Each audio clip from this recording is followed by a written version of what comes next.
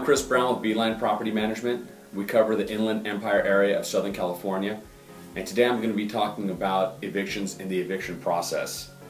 Some of the downfalls, other than the obvious headache of dealing with an eviction, is that on top of the cost that you've got to go through to do the eviction, it usually comes on top of not having received rent, which is generally why we evict people, because they're not paying their rent.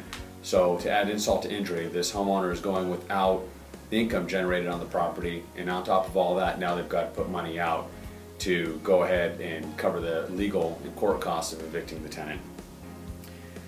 Some of the ways to minimize the chances of eviction, while nothing's foolproof, we strongly recommend, and I'm sure any owner would see the value in strong screening up front. I've said in an earlier blog that it's easier to sit with an empty home than it is to have a home that's occupied by a bad tenant, because then you've got the cost of getting them out and the fact there's no money going in.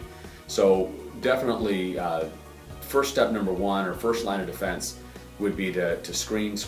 Make sure that who you're looking at has a good credit history by the standards of the rental market, that they've got the income that they need to cover the monthly rent and their other bills, that they've got a good employment history, and that you're able to verify that, and that the income that they're stating is verified.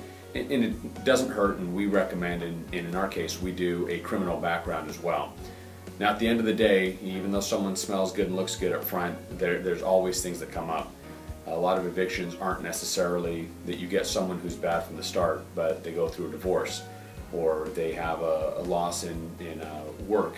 So this causes a problem that wouldn't have been obvious up front, but still needs to be dealt with. So again, first line of defense, screen the best you can. Nothing's perfect, but it's going to save you a lot of time, headache, and cost at the end of the day.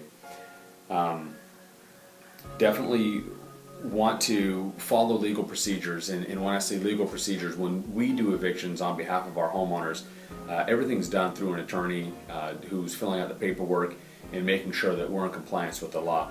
I can't tell you, it's sad how many times I've sat in an eviction court waiting for my turn to go up with our attorney and seen a homeowner that's representing their self in court, and you know they're right. I'm sure the judge knows they're right, but there could be the most minor thing filled out incorrectly. Not even the eviction, the 3-day notice to pay or quit includes $20 for a utility bill, and everything else is correct and owed by the tenant. But because that one item is incorrect, they've got to start the process over again, pay the fees, so on and so forth. So you definitely want to make sure that you're following the letter of the law and the procedures that are set, or have a good property management company in place that can handle that portion for you. This is what I have for you on evictions. Appreciate your time, and feel free to ask us any questions that you have.